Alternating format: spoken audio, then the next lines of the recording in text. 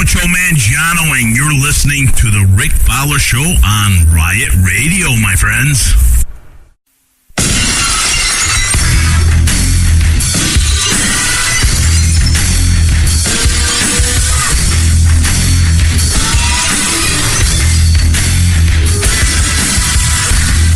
And now, the Rick Fowler Show.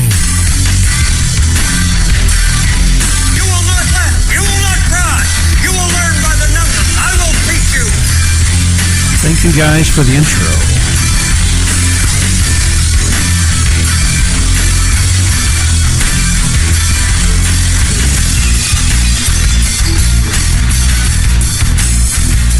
All right, partner. Keep on rolling, baby. You know what time it is.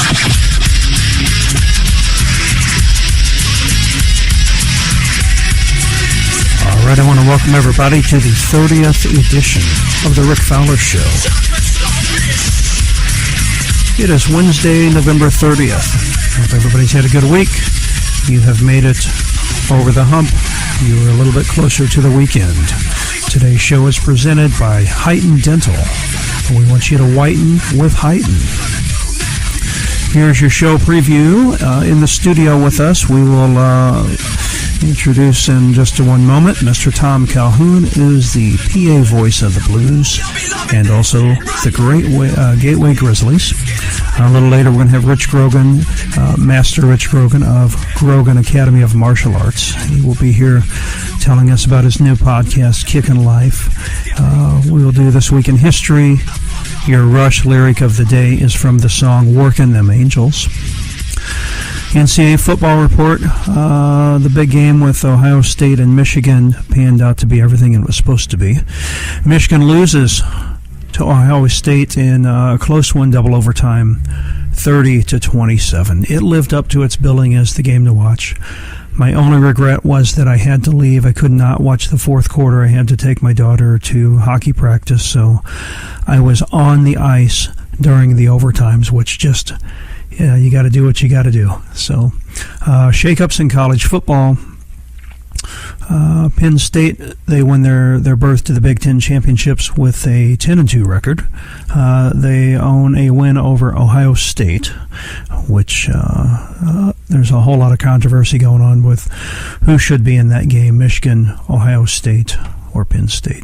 Your AP top 5 are number 5, Michigan, number 4, Washington, number 3, Clemson, number 2, Ohio State, and of course number 1 is unbeaten Alabama. They beat Auburn, number 18 Auburn, 30-12. So your games to watch coming up this week.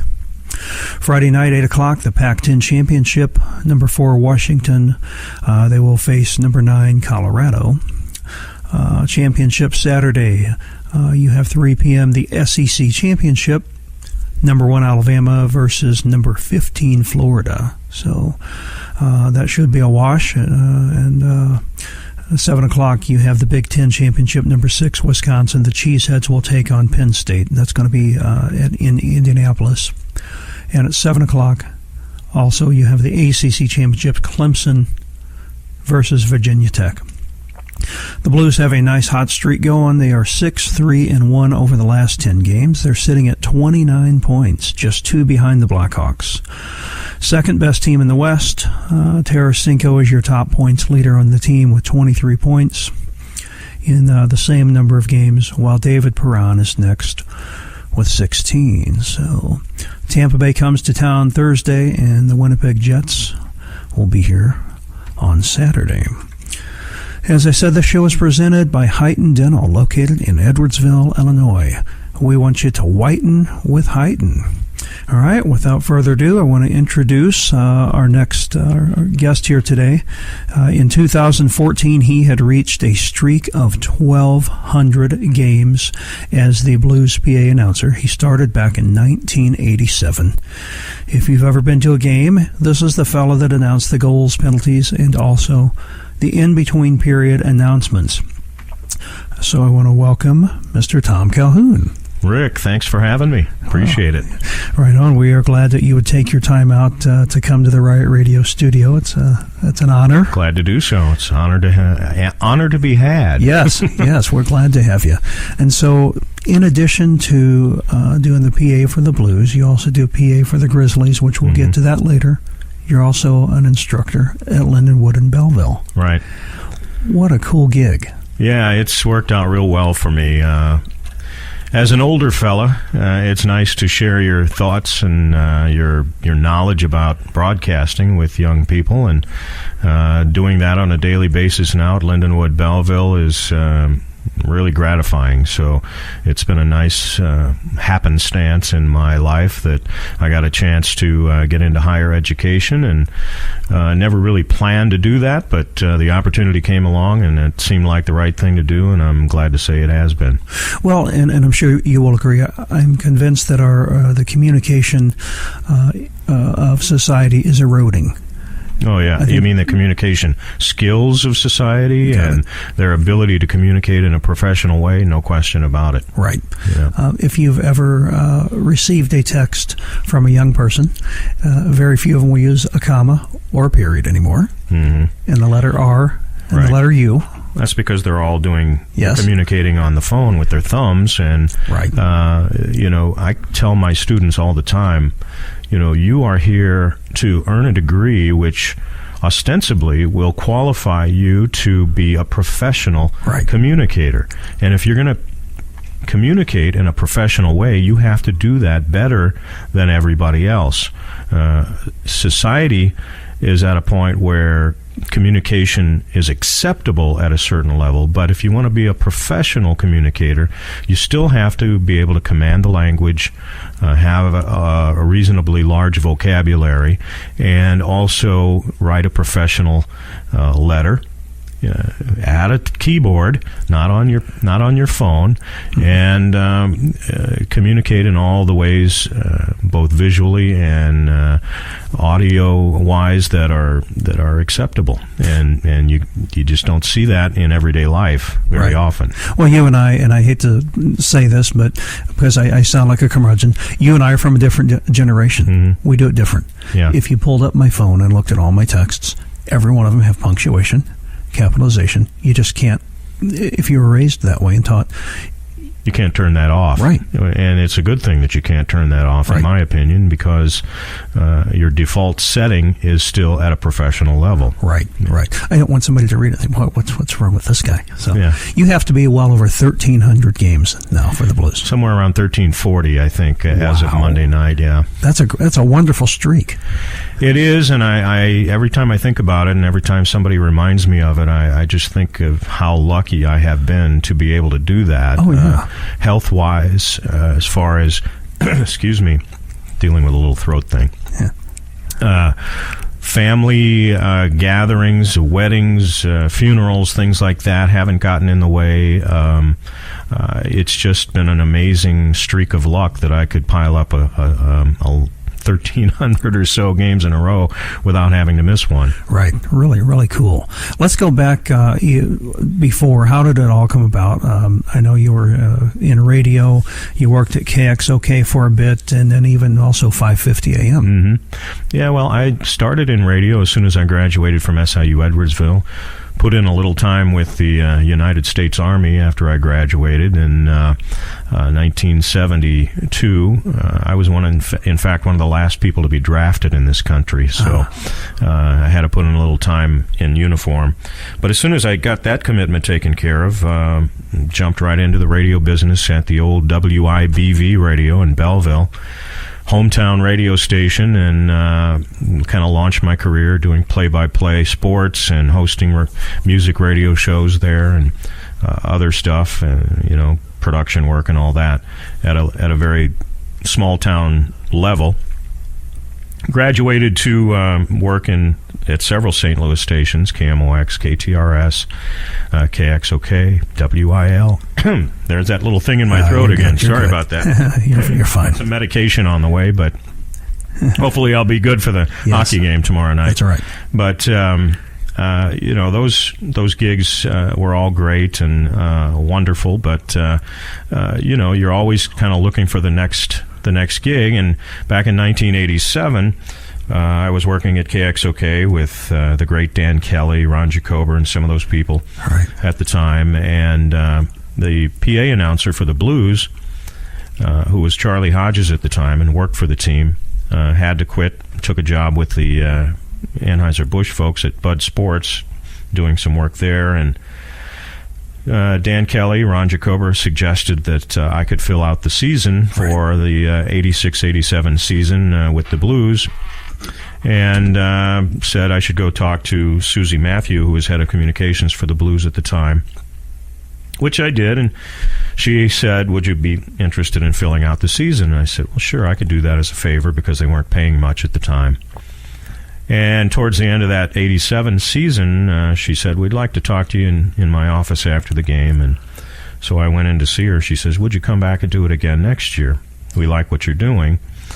I said, well, yeah, I'd like to do that, but if I'm going to invest that much time, we have to talk about the money side of it a little bit. And we did, and they made it worth my while, and now I'm on my 5th ownership since that meeting. So 5th ownership, I don't know how many coaches and how many players have been through there over the last 30 years. Wow. But what a cool thing. Yeah. So that's how it all got started, and I've never found a good reason to stop. Right. So you've worked with all the big names, Dan Deerdorf, both Kellys, Dan and John. Yeah. Both Bucks. Yeah, both Dans, too. Both Dan Kellys. Young Dan was in town for a long time, and I worked with him some. Both Bucks. Costas. Ken Wilson. Bill Wilkerson. Wow. All of the big names, yeah. Man. And doing play-by-play at high school, college, and even pro levels. Well, right? Not so much the pros. Did a few pro games here and there, but mostly high school and college play-by-play over the years, yeah. What do you enjoy most if you pull away working for the Blues? Oh, gee. Looking back, what I've enjoyed the most, I think, was doing play-by-play. That's what I got into it for. I wanted to do baseball play-by-play at the highest level I could attain. Never really got a chance to do a whole lot of that. I've done some fill-in on Grizzlies games here over the last 10 years or so, which I've enjoyed. So that's pro baseball. Sure. I guess I've done pro baseball then. And, the football and basketball play-by-play I did over the years, that was always the most fun, I guess, for me, because it was sports, which is my passion. Yeah. And did a little bit of hockey here and there, too. But whenever I've had to do other things, like announce radio shows for KMOX, I hosted the morning show there on the weekends for a long time with Maria Kina. Brian Kelly's doing it now, the weekend gig in the mornings. That was a lot of fun. Hosting radio shows, if you go back, music radio shows back in the early days of my career, I really enjoyed that as well. Playing music and enjoying the music while you're doing a show. Yeah. So when you come to the rink, what is your pregame rituals? Anything you absolutely have to do? Well, I absolutely have to check both rosters to make sure there's no names that I haven't dealt with before. Mm-hmm. Because in hockey, you'd get a lot of strange... A lot of the French? Names. Possibly. You get a lot of the French-Canadians, you get the Eastern Europeans and the Russians, and... you get names occasionally like Dustin Byfuglien, which looks nothing like Dustin Byfuglien. I don't know if you know who I'm talking about, but the defenseman with Winnipeg spells his name Byfuglien. It looks like Byfuglien. Okay. In fact, during a preseason game several years ago, when he was a rookie, I actually pronounced his name Dustin Byfuglien. And I quickly got a phone call from the Chicago, he was with the Blackhawks at the time, the Chicago PR staff. Tom, that name is Byfuglien. Oh, that's funny. You've got to be kidding me. How do you get Byfuglien out of that combination of letters?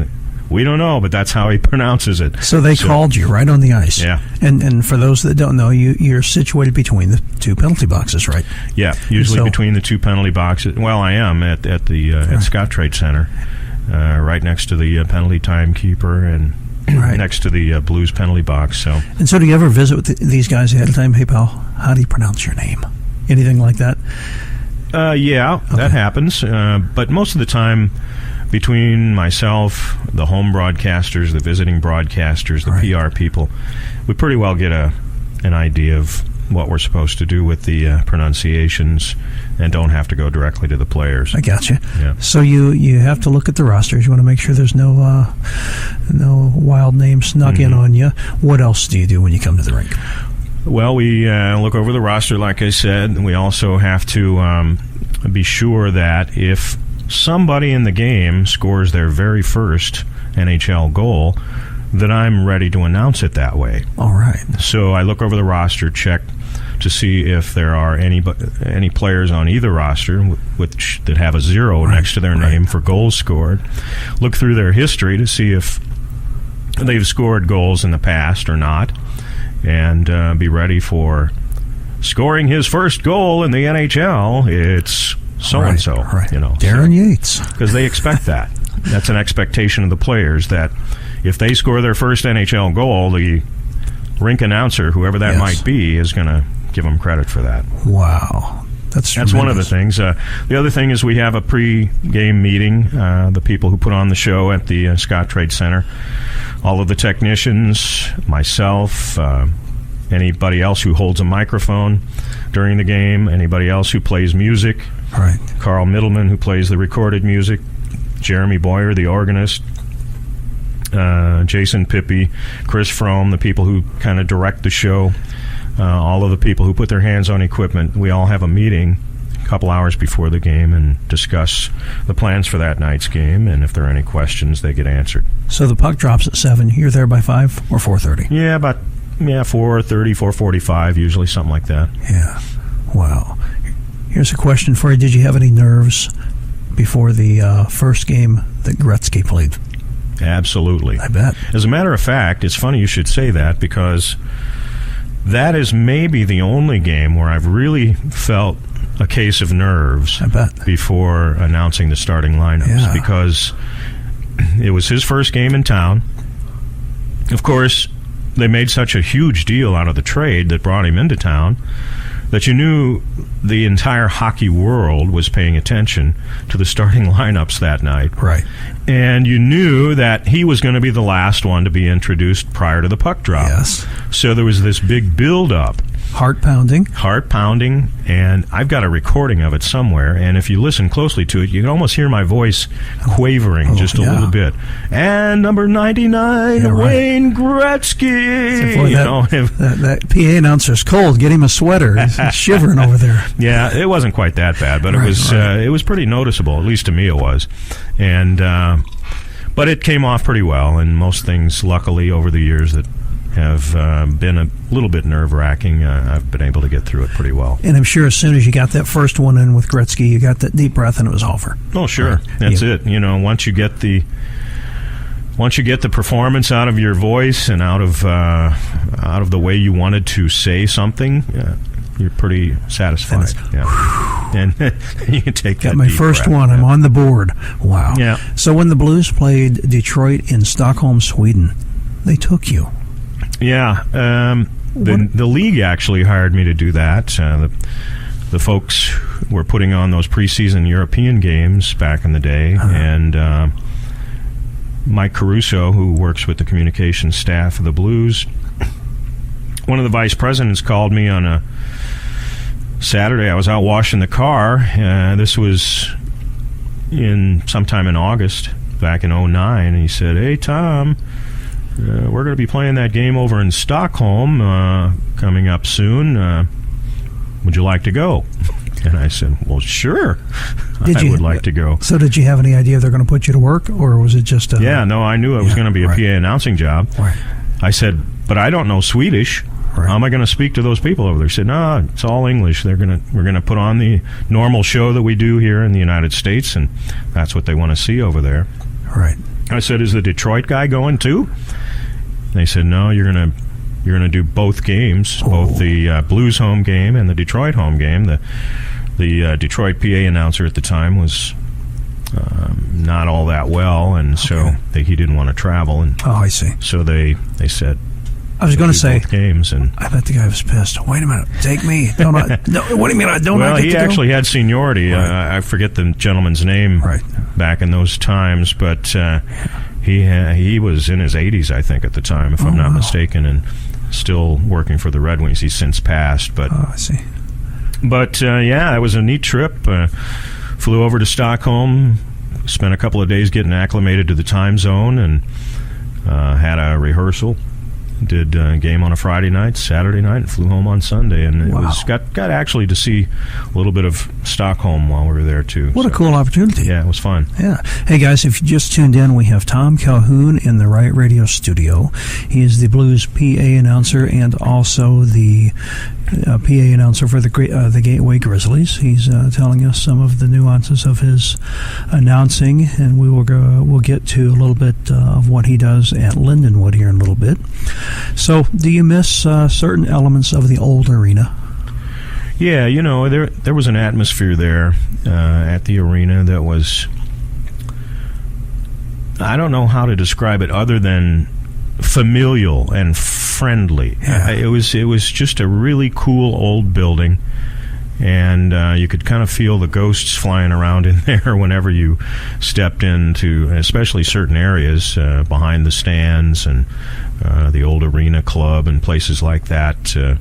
It was quite a building, and it was sad when I had to stand across the Highway 40 and watch it come down that day. But it was a neat old building while it was still there. Yeah, and a lot of people will forget some of the things that maybe you'd like to not go back to, like the narrow hallways around the corners and restrooms that were just outdated and antiquated. Yeah, you couldn't build a building like that anymore. You couldn't pass the fire codes and all that. But it was, of course, grandfathered in up until it was knocked down. But the arena had a herd of cats. I don't know what the term is for a herd of cats, but it had these cats that were there primarily to control the rodent population inside the building. And every once in a while, after a game, you'd be walking down the hallway and here comes a cat, and it'd have a mouse in its mouth or something,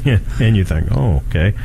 Well, that's one way of exterminating, I guess, the rats and the rodents around here. So I had heard that every now and then a cat would pop up. Yeah, you would see that fairly regularly. And I'll always remember, too, on the night of the Monday Night Miracle when Wickenheiser scored the goal, I happened to be up in the broadcast booth at the time, not doing anything, just observing, but it was so loud in there, and I'm sure a lot of people have the same memory, so loud that the dust from the rafters was actually wafting down towards the ice. Wow. Because the noise level just knocked it all loose. Right. And it was just an amazing moment, one I'll never forget. Yeah. It was just so deafening loud that you thought the roof was going to cave in. Wow. And then I know at one point they put the white tarps up that help with sound and everything. Yeah, they were up at the time. Okay, yeah. I'm sure some of the dust came from that as well.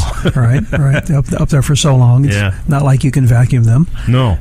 For those that remember those big white tarps, I guess they were to help with the sound. Sure. So as a guy who has to sit during the game, unable to get up, unlike the towel man who can run to the restroom and then run right back, and then also between periods you have announcements, do you have to watch what you drink before a game? Absolutely. I do that. I would bet you'd have to plan that and be careful. Yeah, you have to. I usually have a break that I take right after the meal. We are fed in the press lounge by the Blues before game time, and that's where I do my little bit of homework before the game. After we eat, I make sure I visit the men's room, and then I come out to the rink and welcome the team onto the ice for the pregame warm-ups, and usually I'll go then again to make sure I've taken as much out of myself as I can.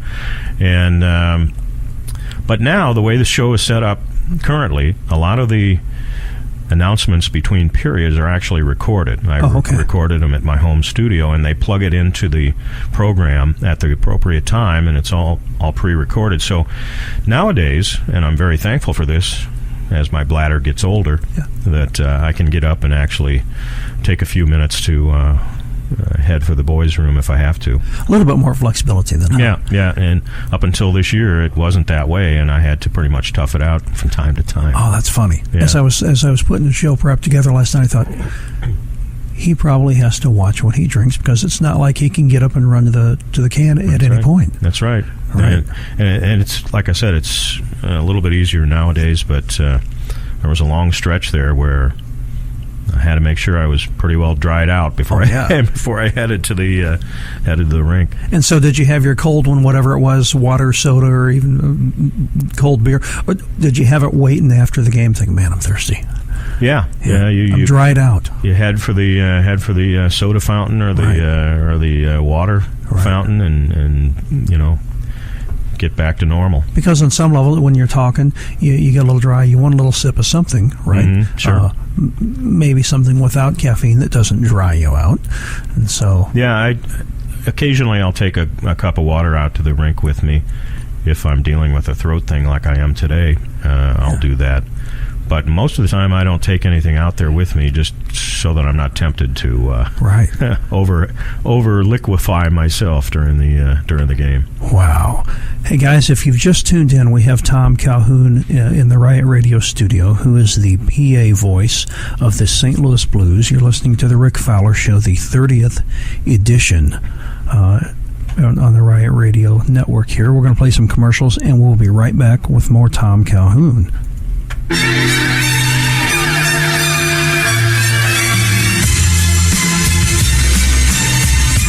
Of pets. When you need a kennel, select only the best, and that's Spencer Kennel in O'Fallon, Illinois. Spencer Kennel offers premium care of your pet in a clean, friendly environment. All of our kennels are inside-outside kennels, climate-controlled, and come with a Kuranda bed.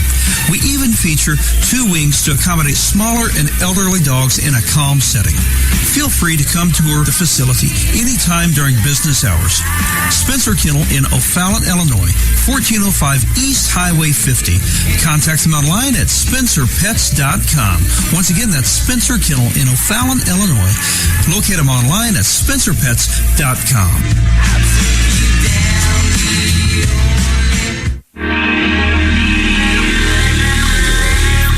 Hey guys, looking for something different? How about Grogan's Academy of Martial Arts? Located in Edwardsville near the post office. Their mission is to help each student live the best possible life through exceptional martial arts instruction. They are one-of-a-kind life skills and character development academy that specializes in positive motivation, physical fitness, and practical self-defense. Kids learn to make good choices and develop good habits, leading to better behavior at home and better grades in school. Teens develop confidence and high self-esteem while learning to focus their attention and achieve goals. At Grogan Martial Arts, their principles are humility, integrity, courtesy, confidence, courage, and perseverance. Their goal is black belt excellence, and they lead by example. Visit them online at grogansmartialarts.com or call them at 618-656-7700. Once again, that's grogansmartialarts.com or call at 618-656-7700.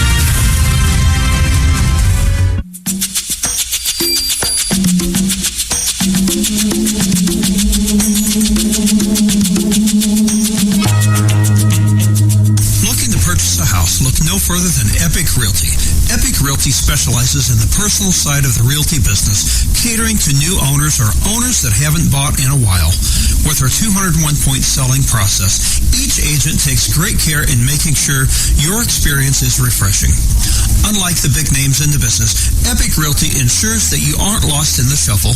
With our high-tech marketing, we use the latest tools in the business to your advantage and at no extra cost. Epic Realty is based in Madison and St. Clair counties, as well as St. Louis. We not only help customers to buy new homes, but we also hold seminars for new buyers. Essentially, we're a personal service ready to handle each new buyer with care. Intimidated by the process of buying? Look no further than Epic Realty. Contact Managing Broker Kim Binda of Epic Realty at 618-205-3337 or online at epicrealty.biz. Once again, that's Epic Realty at 618-205-3337 or online at epicrealty.biz.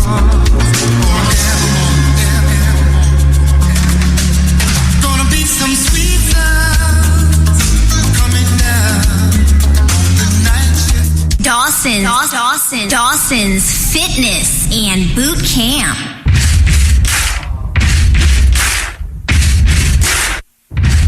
Hey folks, you want to get in shape and lose weight? Look no further than Dawson's Fitness and Boot Camps in Granite City. Dawson's Fitness and Boot Camps run classes 7 days a week, specialize in training ordinary people, but delivering extraordinary results. In fact, they cater to people who aren't elite athletes. Mike Dawson has created what could best be called a gigantic support group for those wanting to not only get in shape, but to stay in shape. Contact Mike Dawson at 618-806-5311 or on Facebook at Dawson's Fitness and Boot Camps. Once again, contact Mike Dawson at 618-806-5311 or on Facebook at Dawson's Fitness and Boot Camps.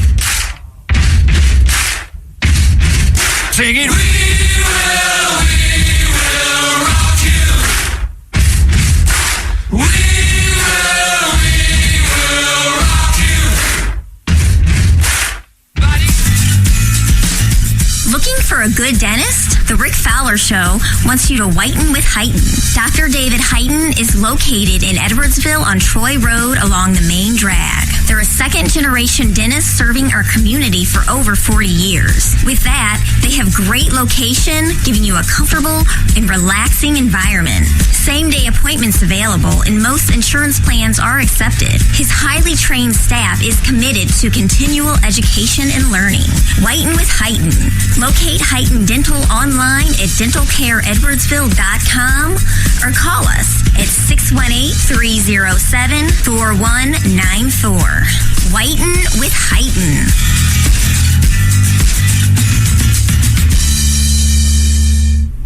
Hello, this is Lauren from Casey, and you are listening to the Rick Fowler Show on Riot Radio.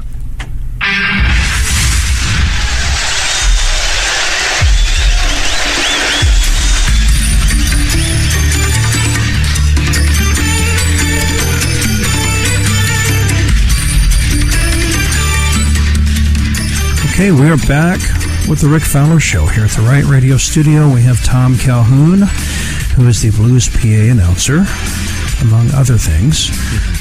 If you just joined us, he was filling us in on some of the old days of the arena and that some of the parts of that he missed, and telling us a little bit about how it works. And we talked a little bit about him going to Sweden. What a cool gig he has. So this is the 30th edition. It is presented by Dr. David Heighten of Edwardsville, Illinois. We want you to whiten with Heighten. Visit them online at IlliniDMD.com. And so we'll get back to Tom Calhoun here. Stick around. We will have Master Rich Grogan in the studio telling us about his new podcast and how to stay balanced and up during the holidays. So, Tom, in the old days, you pushed a button and it contacted the organ player and told him, "Hey, listen, I need to talk." Yeah. When you came from the arena to the Scottrade or whatever it was called, the Kiel Center. Yeah. That changed, didn't it? Oh, yeah, big time. Jumbotrons and everything else. Yeah, and up until we moved into the Kiel Center back in, I guess, 94, I think it was, I had never worn a headset during a game. And I had never had to listen to someone direct the show, the video part of the show. Uh-huh. And I had never had to hear anybody talking about turning up the lights or stand by, this is going to happen after, right. During this timeout and all that. It was pretty much up to me up until then to determine, like you said, when I was going to make an announcement, and I'd push a button so that the organist would not play, and I would jump in and do my announcement. Well, all of that changed in a big time. It became part of a multimedia show there at Kiel Center, which became Savas Center, which now is Scottrade and is about to change again. Yes. What's it going to be next? It's going to be TD Ameritrade Center, is the way I understand it. So, but anyway, yeah, and so I didn't know how I would deal with listening to all this stuff in my headset while I was expected to announce goals and penalties and all the other things I do. But I quickly got used to it. You know, as I am right now, I usually have one ear on the show in my headphones and the other ear exposed so I can hear what's going on around me. And I put cup my hand over my right ear so I can hear a little bit better what I'm announcing. Right. And that amplifies what I'm doing into my right ear, and all of the other stuff is at a lower level in my left ear.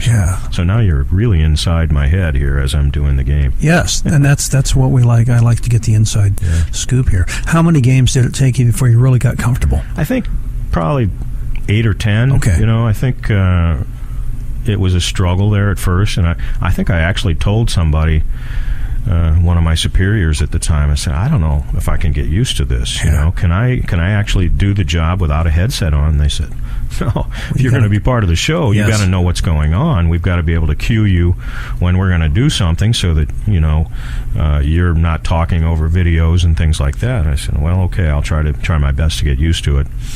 And I did. Wow. So and so do they have like a producer who sits in a control room and talks to everybody? Yeah, if you're in the building and you look around about halfway up on the, I guess it's the west end of the building, there's the audio board. Right. And Jason Pippy, who is now the director of in-game entertainment, he sits right next to the gentleman who's running the audio board. And so he's out in the bowl and can kind of feel the atmosphere of the building and know what's working and what's not working. And he usually calls the show. He'll say, okay, coming up in the next time out, we're going to do this, this, and that. Right. And so you're prepared for that. But you also have a rundown, a sheet that tells you what's going to happen at every break in the action. And then he'll also say, okay, let's hear the organ at the next whistle, or let's hear the music at the next whistle, and then they'll put up a video slide promoting something. Right. This is what's going to happen next. So everybody's ready for the next break in the action, and that goes on constantly during the game. Right. Of course, the fans never hear any of that stuff, and it's not meant for them, but that's how the show is coordinated on an even, night-by-night basis. Well, we live in an ADD society, and so any dead air time on anything is bad, probably, for the show. Sure. People want to be entertained. They paid a lot of money, and they come to the game to see stuff. Yeah. Music.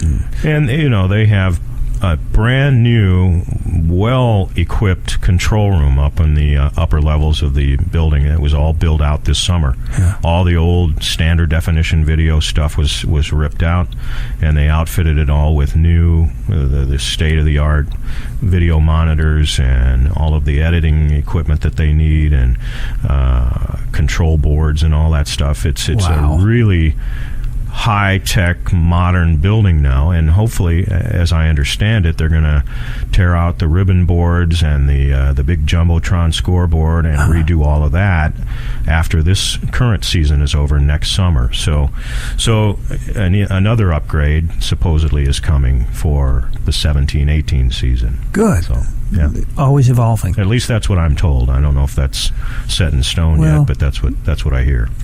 So much was made about the Rams and their building, and hey, let's put this money in it, and you were going to get 8 home games and maybe a couple preseasons, and who knows whatever else. But by and large, it would sit empty. Versus the Scottrade that has a whole lot more going on there, with 41 regular season games and preseason playoff, and then also concerts that are around the calendar. Yeah. Good. Yeah, and I think it brings, on an annual basis, a whole lot more revenue to the city of St. Louis, which owns the building, right?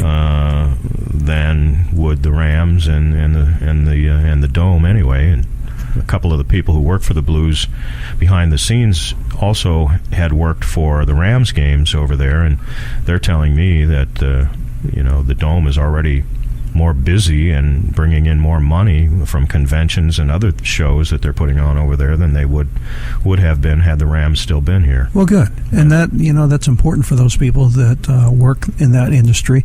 Yeah. When you look at, does it pay my bills and put food on the table? It's important. So one of your favorite moments was the brawl in, I guess, 93 with the Red Wings and the Blues. Yeah. That I think it was a home-and-home situation where we played in Detroit. Mm-hmm. They had said a boatload of penalties that whatever night it was, a couple nights before. Mm-hmm. And of course that sets the stage for when they come back here, and it did not take long for it all to start. And the Blues and Red Wings were in the same division in those days. Yes, we're going to get to that a little bit later. Yeah. And so that night, I think there probably been almost 100 penalty minutes. Did you get tired that night announcing the penalty? Hey, hang on a minute, let me get the oxygen. Yeah, it was a challenge, but obviously we made it through somehow or other. And keeping them straight. Yeah. Well, I've got a sheet that I use for keeping penalties and goals straight in front of me, and I fill it in as we go. Sometimes the biggest challenge is getting, in a situation like that where there are a lot of penalties happening all at one time, is getting the actual numbers of who's involved associated properly with the penalties that are handed out. Right. And I rely on, usually it's Larry Weaver, fellow Granite Cityan, by the way, of yours. Nathan's dad or uncle? That's Nathan's dad. Okay, yes. Nathan coaches in our program. And Nathan's one of our off-ice officials, too, at the Blues. Went to high school with him. The Weavers have 3 generations of activity with the Blues. But anyway, Larry, a lot of times, has to actually get up from his position at the scorer's table and come around to the penalty box door where he can actually get up close and personal with the referee to get all of those numbers and penalties straight. Then he'll relay the information to me so I get it announced properly. And that was one of those nights that you're referring to there where, it was just so much mayhem that you didn't know if you'd ever get it right, but somehow we did. Larry wore out his shoes that night, didn't he? Yeah, probably did. But I don't even know if Larry would have been still doing it at that point. It might have been somebody else.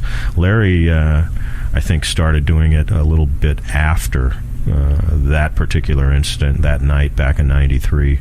Might have been. I could be wrong about that, but my recollection is that it might have been one of the other guys that night. Wow. Yeah. And so that's not too much different than a kid's game. The ref will skate over to the glass and tell the scorekeeper what happened, and they're writing it. But a kid's game, normally you're dealing in a situation where there's not a whole lot of other noise going on. Right. At Scottrade or at an NHL game, the fans are going crazy. Obviously there's a lot of other chaos in a melee situation like that on the ice, and it's all you can do to stay focused on what you need to do to get it done, to get your job done properly. Our off-ice officials are great, and they always help me out as much as they can to get my announcements right. And 99 times out of 100 we get it right. Sometimes we have to go back and make a correction, but not very often. Do you miss the old Norris division and having Detroit several times a year? Yeah, that was kind of special for a long time. I thought it was kind of a shame that they pulled Detroit over into the Eastern Conference. That we wouldn't see them on a regular basis, because we had built up some pretty strong hate for those guys over the years. Right. And it's a good thing. You have to have those. The Detroits and the Chicagos, they were obviously natural rivals for a long time. Right. And I don't know that Detroit has that sort of rivalry with anybody anymore, but that's too bad. We sure did. You loved that rivalry. You got to have the good guys and the bad guys. Sure. And it makes it fun, and it makes the league money. I'm sure they thought about the money side of it when they decided to do that. Obviously, Detroit's an Eastern time zone team, and that factored into it. Right. And with the Central Division, you've got all Central time zone teams, and so that might have been, if anything, maybe the major factor in sending them over to the East, because they're all playing at 7 o'clock Eastern, which is 6 o'clock our time. So right. What's the biggest faux pas that you guys might have had with equipment not working or something like that? Anything ever fall apart and the show must go on and you're dancing trying to hide it? Well, there was an issue at one time back at the old arena where the building lost power. Something happened to a transformer outside the building. I'll recall that. And we sat in about half light for, I'd say, 20 minutes or so before they got the thing fixed and could continue the game. They actually sent as I recall, they sent the teams back to the locker room, and they said it was close to the end of the first period or second period, I'm not sure which, with a couple of minutes left, and they said, well, go back to the locker room. Hopefully they'll get that fixed here sometime soon, and we'll just tack the remaining 2 minutes in this period onto the next period, and we'll play an extra couple of minutes. And so that was kind of embarrassing. But out of your control. Out of your control. You can't do anything about that except deal with it. We kind of wondered if they were actually going to have to cancel the whole rest of the game and play it some other time. I've never been involved with a game like that. Right. Can't really think of a major other issue. Though. Yeah, good like that. Good. I would hate to hear that. There's always little technical things that happen all the time, but they work around it. You may not have noticed the game on Monday night with Dallas in town. The first, I'd say, 6 minutes or so of the game was played in about 3/4 light. The TV folks were complaining about it, and sure enough, we looked up, and about 3/4 of the normal lights were on. There are shades over all of the lights in the building that they raise or lower depending on what kind of mood lighting they want. Well, some of the shades didn't function properly at the beginning of the game, and so they started the game, and everybody's going, well, gee, something looks different. What's going on? And then we realized we forgot to pull the shades. That some of the shades didn't go up to allow for full light, but they had that fixed by the end of the first TV timeout, and so we were good the rest of the way. Well, who knew that? I didn't get to see that. We were actually on the ice in Granite City. Little things like that happen all the time, and you deal with it. You just try to make the best of it. Right.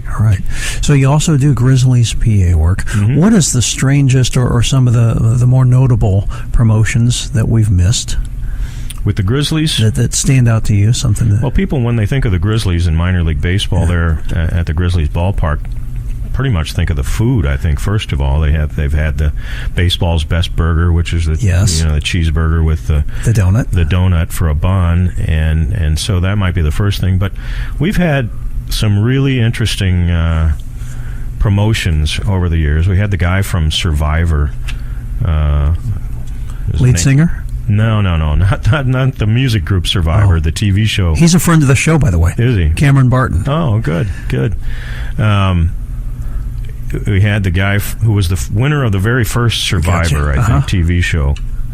He was from Indiana, and his name's not popping into my head right now, but when he came there and they announced that he was going to appear at the ballpark, I think it's still the biggest crowd they've ever had at that ballpark. I mean, the cars were lined up and down Interstate 255 for miles, people trying to get to the ballpark that night to get the autograph of this guy. Even bigger than the Star Wars night. Even bigger than the Star Wars Which night. I did make that one a number of years back. That's usually a good one. And we've had other appearances, by people. Pete Rose was there at the beginning of this season, and those are memorable. The strangest one, though, I think the strangest one was an unplanned one, and I wasn't even there for this one.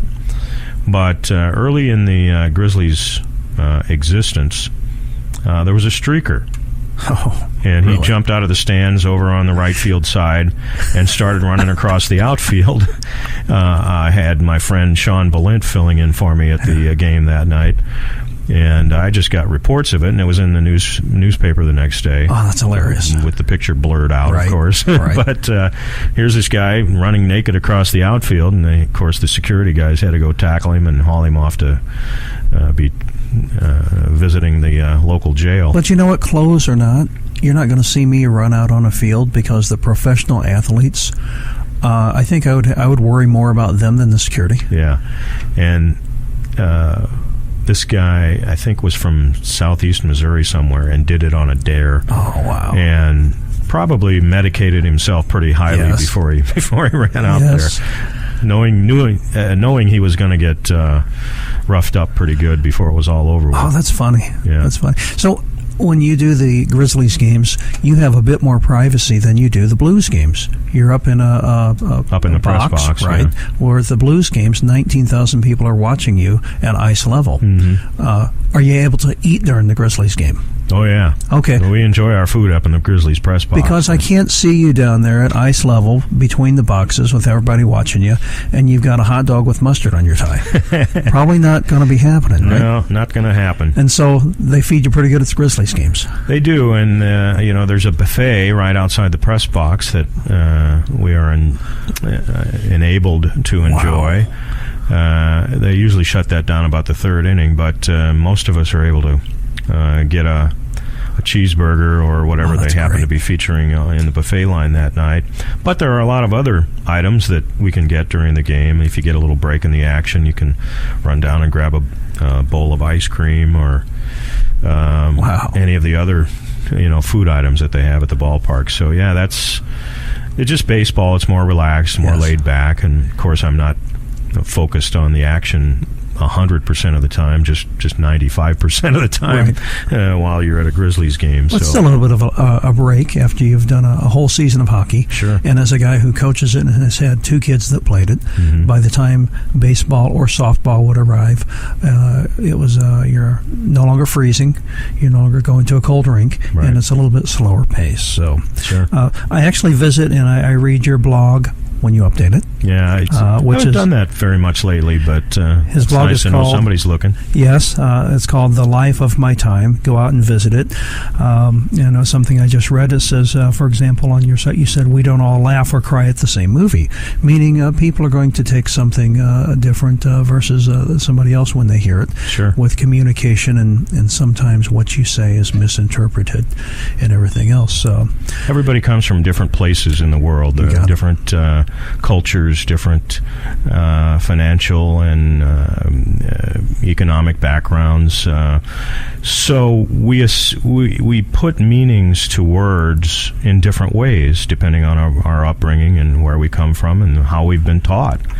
And so that's why we don't all laugh at the same movie. Right. And so you have to, whenever you're communicating with someone, understand that they may not be from the same background as you, and they may not have the same values that you bring to life. And so if you have that little bit of understanding and give them that opportunity to communicate to you in whatever way they think is appropriate, you may not think it's appropriate, and they might not think your way of communicating is appropriate either, but you have to understand that people come from different places in the world and different backgrounds, and give them a little bit of credit. Right. Sometimes the joke doesn't make one laugh, whereas the other one cracks up. Exactly. If somebody says, "You said what?" I Yeah. couldn't believe you said that. So, let's say you make it to Chicago and you make it to the Radio or Broadcasters Hall of Fame. What piece of your work would be on exhibit? What do you feel is your best piece of work? In broadcasting? Yep. Or not just PA, brought your whole lifetime of announcing and radio and just everything you've done. Wow. What would be on display? Wow, you're putting me on the spot here. So I've asked you a question nobody's asked you then. Yeah, absolutely. I don't remember ever having to give that much thought to something like that. Well, I think that's a good sign. Yeah. Well, I would probably say the work that I did on 9/11. I was working at KTRS Radio at the time, and when the planes hit the Twin Towers in New York, I was the news director at the station at the time. I happened to be at home still when that happened because I was working late mornings through early evening at the time. And the boss called and said, "Hey, you need to get in here. This is a bad situation, and we're going to go wall-to-wall coverage on this, and we need you to handle the anchoring of that coverage and make sure our people are in the right places to report on it." Because everybody, if you remember, was thinking, well, this is not only going to happen in New York, this is going to happen all over the country. Right. Once it got started. And so we had people at the post office in St. Louis, we had people at the Arch, the Federal Building, all of the places that would have been targets for this kind of terrorism. And, I had to coordinate all this stuff off the air. But on the air, I also had to communicate to the listeners of the radio station that we were on top of it and that anything new that was happening was going to be heard on our radio station, and I was responsible for all that. And I do remember, because it was such a terrible day, but we did such a good job of what we did broadcasting-wise and journalism-wise that day, that the bosses called me in the next day and said, "Boy, you and your people really did a nice job." You nailed it. And so... Wow. There was a high level of satisfaction, even though it was such a terrible day. Right. What time did your day end that day? Oh, it was somewhere around midnight, I think. Wow. That I finally got to go home and get a little bit of rest, but came in early again the next day because, the after effects of all of that went on for for several days, weeks. Days, right. And who would induct you? Who would induct me? Yep. Hopefully Alan Freed, the Moondog. Okay. I've actually portrayed Alan Freed, the Moondog, and for those who don't know, he was the guy who pretty much invented the term rock and roll back in the early 50s on his rock and roll show in Cleveland at the station there. And he, for all intents, is the guy, the reason that the Rock and Roll Hall of Fame is in Cleveland. And...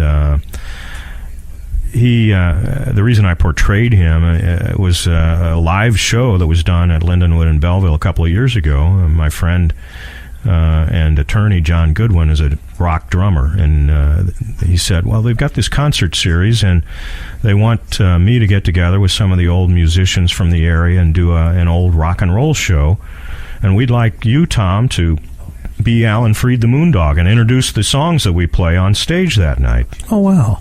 So I did my best Moondog imitation based on old recordings of his from back in the day, and had me set up at a table on stage, and now here's Little Eva with what a cool thing. And so it was a lot of fun, and so that's who it would be. Yeah, I really didn't know a whole lot about Alan Freed until I started teaching and until that show, and I did a lot more background, and he was quite a fascinating character.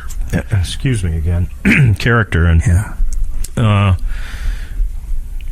kind of have an affinity for the guy, so sure, I would hope he would do the intro, even though he's no longer with us. Right. Before we wrap up here, I got just a few more things for you. Okay. I would love to hear you announce that my daughter, Olivia Fowler, has received a penalty for not cleaning her room, and the time of the penalty is 3 p.m. Okay, and what team does she play on? The Lightning. Okay. Twin Bridges Lightning. All right. Lightning penalty, Olivia Fowler. 2 days, loss of phone for not cleaning her room. Time of the penalty, 3 p.m. Fowler, Lightning, 2 minutes, or 2 days. Loss of phone for cleaning the room, not cleaning the room, at 3 p.m. Oh, incredible. She's in, and I think she's listening. If not, she'll be in trouble. She will lose her phone. That's amazing. Get on it, Olivia. Yes. So my 3 questions, and I always ask these to each guest. Okay. What do you listen to? What's the music that you go to? Well, I've always been a big Beatles fan. I happen to be just coming of age when the Beatles became popular, and so Beatlemania was a big part of my early life, and so I could listen to Abbey Road over and over and over again. I've always loved that album.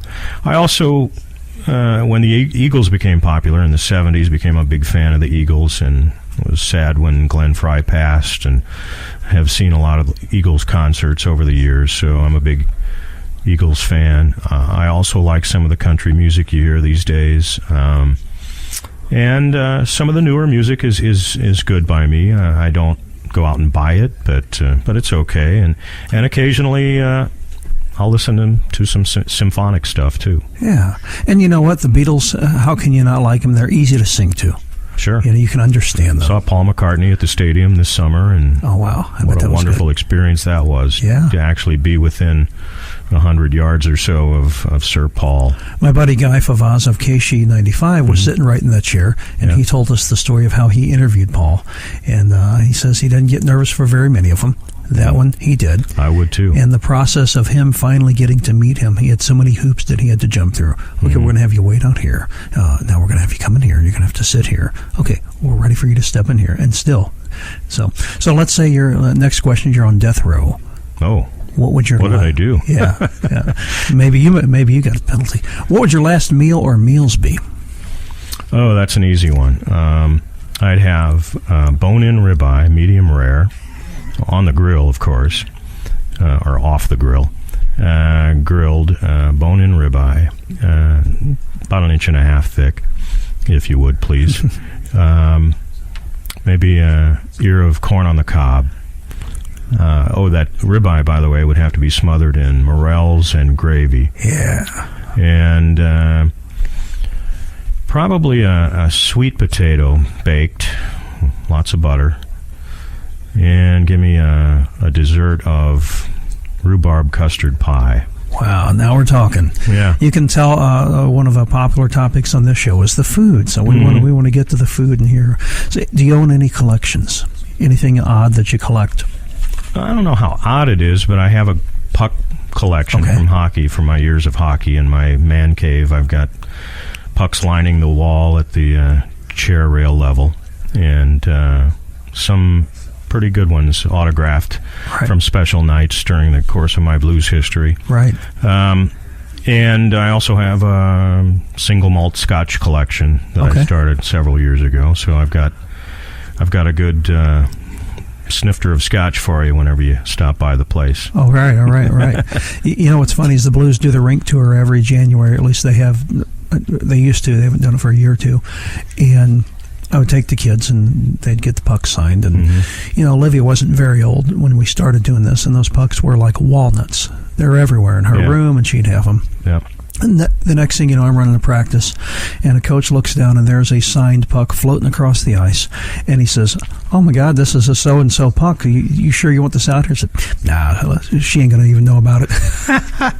We got more where that came from. Yeah. So what about this? One person, living or dead, that you'd like to meet or see again? And I'll tell you, some of the answers have been Elvis, Michael Jackson, Jesus, Grandma, Grandpa, my dad. Yeah. Who would that be for you? I really loved my dad. Yeah. He's been gone now for 30 years, and it would be a wonderful present if I could see him again. So you lost him just before you started working for the Blues. Yeah, and that would be one of the reasons I'd want to sit down and have a beer with him again. And that I was still a young broadcaster when he passed. Right. And I think, he was still not sure how this was all going to work out for me. Right. And I'd like to be able to sit down and say, "Dad, everything turned out okay." Right. Wow. Yeah. Wow. Unbelievable. The Rickster's tearing up here at the Riot Radio studio. Incredible. Yeah. And that's my answer, too. Yeah. I lost my dad when I was 9 to cancer. Oh. And so anybody who says that, I throw that out there. Yeah. So before we send you on your way, could you record a show ID for my show? Absolutely. You can make it as creative or however you want. Hello, everybody. This is Tom Calhoun, voice of the blues at Scott Trade Center, and you're listening to the Rick Fowler Show. Wow. How's incredible. Now, I will be beaten if you don't do one for Riot Radio. My boss is standing right over there. Here we go. This is Tom Calhoun, and you're listening to Riot Radio. Wow. Listen to that, Darren, huh? Golden. Look at that. I don't know that there's a voice any better. Thanks. I appreciate it. Well, we really appreciate you being on the show. It's an honor to have you, and really. Thanks for inviting me, Rick. For those who haven't been to your place before, I'd recommend a visit. Yeah. Really nicely outfitted here. You never know what's going to happen here at Riot Radio. We've got a single line that we don't screen. And so calls will come in, and they are just, they can be pretty off the wall. And so in some of the shows here, we'll shut out the lights, and it's an entertaining place to be. I understand you have some wrestlers do things in here every now and then. Yep, at 6:30 we have a wrestling show, and for 2 hours they'll talk the pro wrestling, and when they wrap up their show with whatever pro wrestler is in the studio, they will do a chop challenge, which they can count me out of. I've actually got a wrestling story if you've got time for it. Absolutely. I was asked a long time ago, while the old arena was still standing, by Larry Matisic, who used to put together these shows here in St. Louis, Belleville guy, right, to be the PA announcer, the ring announcer for one of the early days, WWF in those days, shows at the arena. Would you be our ring announcer for this show? I said, yeah, why not? So it's the only time I've ever done this, but I was actually the ring announcer for one of those wrestling shows. And there was nothing particularly special about it. The show that night, I believe, I could be wrong about this, I believe featured Hulk Hogan as the main event. Whoever it was, I had just announced the bout prior to the main event. I sat down at the table ringside, and somebody comes up and taps me on the shoulder. Uh-oh. And I turned around, and the guy says, "Are you the PA announcer?" I said, "Yeah." He says, "Well, I'm going to be the referee for the main event. And I want you to know, as soon as you introduce Hulk Hogan," or whoever the guy was, right, the memory's faded a little bit on it, "as soon as you announce it, throw your microphone out of the ring and get your butt out of there." I said, "Do I need to know why?" He goes, "No, just do what I tell you." So there I am. The place is going crazy. And in the other corner, here he is, Hulk Hogan. And I didn't get the words out of my mouth. Right. And all of a sudden, bodies are starting to fly back and forth across the ring. And I throw the microphone under the ring ropes, head for the table, and as soon as I sat down, over the top rope comes one of these wrestlers and lands on the table right in front of me. The table collapses, and if I hadn't backed away from the table, I would have had my legs crushed underneath the table. Wow. So, there was some expectation that something was going to happen, but I didn't know exactly what. If I'd have known what was going to happen, I'd have ran down the aisle before I even got the words out of my mouth. But, that tells you, A, that these things are a little bit coordinated ahead of time. I think everybody knows that. But B, there is some danger involved too, even for the people ringside. Right. So, wow, that's incredible. It was fun. Yeah, I went to a lot of the matches at the old Kiel Auditorium and had a good time with it. So I used to go too. Larry put to get together. Yeah. All right. Well, we'd like you to stick around just 5 minutes so I can get my next segment underway, play some music, and take a photo. And want to have you sign our banner. Is that good? Absolutely. All right, guys. You're listening to Tom Calhoun, the voice of the blues, and that's a wrap. Do you feel blame? Are you mad? Do you feel like Woods about French?